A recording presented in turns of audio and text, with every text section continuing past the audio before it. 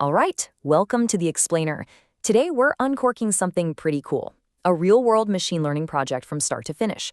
We're going to find out how you can actually teach a computer to judge the quality of wine, from the very first idea all the way to a system that actually works.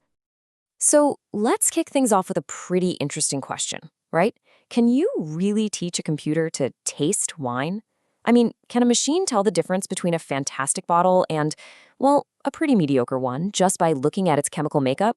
We're not talking about aroma or that complex mouthfeel stuff. Nope, we're talking pure, hard data. And look, this isn't just some academic exercise. This is a real-world business problem. Let's meet the Excellent Wine Company. Now, they have this super expensive quality sensor, and it's a huge pain point for them. Their big idea? Let's try to replace it with a smart prediction model. They're basically betting that machine learning can save them a ton of money and make their whole process way more efficient. Okay, so how do you actually do that? How do you go from a business problem to a working AI system? Well, we're going to follow the team's journey through 5 key stages. We'll see how they tackle the challenge, investigate the data, prep everything, pick a winner, and finally launch the whole thing. All right, first up, the machine learning challenge. This is all about framing the problem before a single line of code gets written. The team's got to step back, look at the big picture, and figure out what success actually means for the business. Honestly, this is probably the most crucial step of all. So they figure out pretty quickly that this is what's called a supervised regression task. Sounds technical, but let's break it down. Supervised just means the model is going to learn from data that already has the answers. It's like studying with a solved problem set. In our case, that's wines that already have a quality score. And regression, that just means its job is to predict a number on a continuous scale. In this case, that final quality score. Okay, next up, we get to play detective.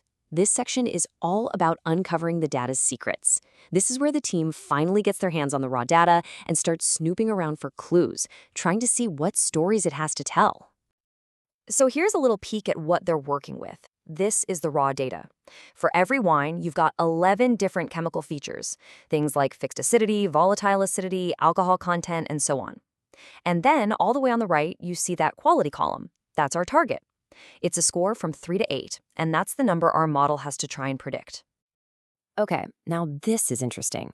When they plot out the quality scores, they see something really important. The data is super imbalanced. Look at this. There are tons and tons of average wines, the ones with scores of 5 and 6. But when you look for the really bad wines or the really amazing ones, there are hardly any. This is a huge red flag because this kind of imbalance can seriously trip up a machine learning model down the line. So to make sure they don't accidentally cheat, the team does something absolutely critical. They take 20% of their data and lock it away in a metaphorical vault. This is their test set.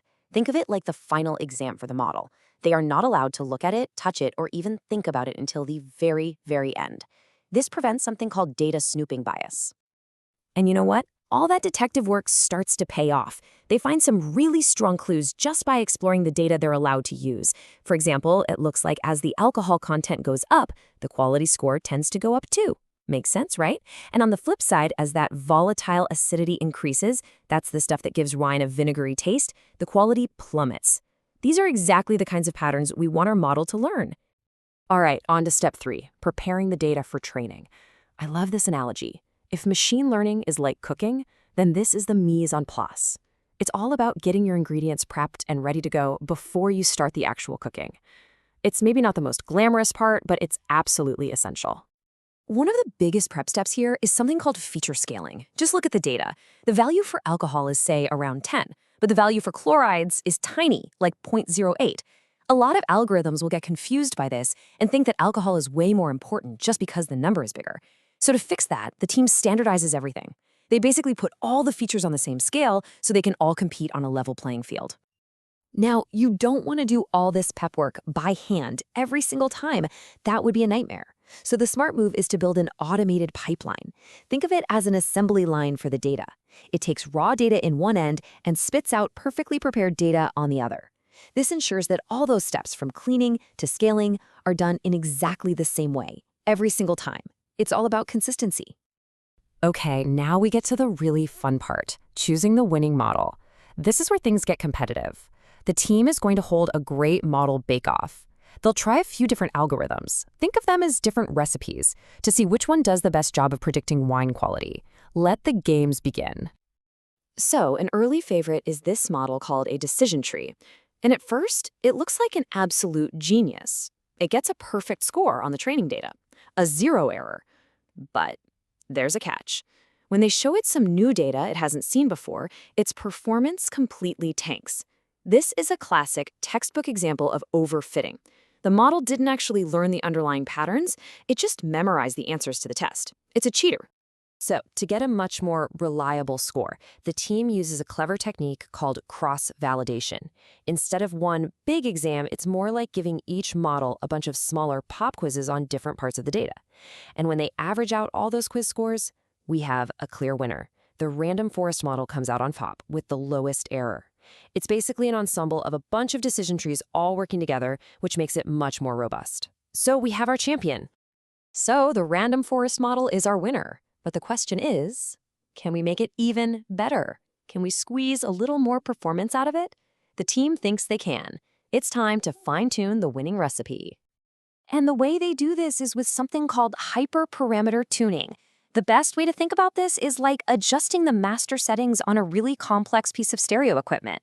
You're tweaking the knobs and dials of the algorithm itself. Here, they use a technique called a grid search, where they just systematically try out 18 different combinations of these settings to see which one gives the absolute best result. Okay, the model is tuned. It's as good as it's going to get. Now, it's the moment of truth. For the first time in this whole project, the team unlocks that secret test set, the data the model has never, ever seen. They run the final evaluation, and they get a mean squared error of 0.35. Now, what does that number mean? For the business, it means success.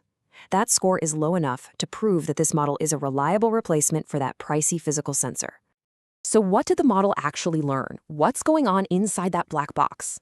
Well, the cool thing about a random forest is you can peek inside and see which features it found most important. And it turns out, alcohol content was #1 by a long shot.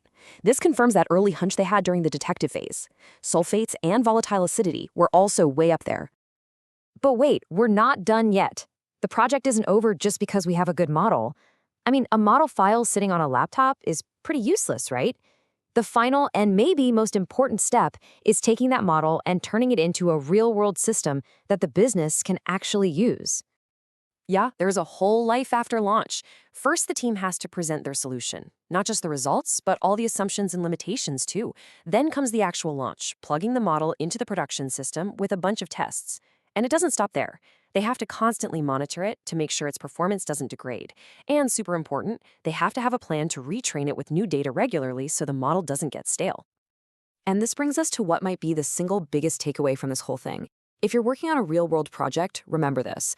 The actual machine learning part, the cool algorithm stuff, is usually just a tiny piece of the puzzle, maybe 10 to 15% of the total time. The vast majority of the work is everything else, understanding the problem, getting the data, cleaning it, and building the entire system that goes around the model. When you think about it, this whole process is just incredibly powerful, isn't it? Taking raw data and turning it into a real actionable insight. I mean, they taught a computer to understand something as subjective and human as wine quality. So that leaves us with one final big question to chew on.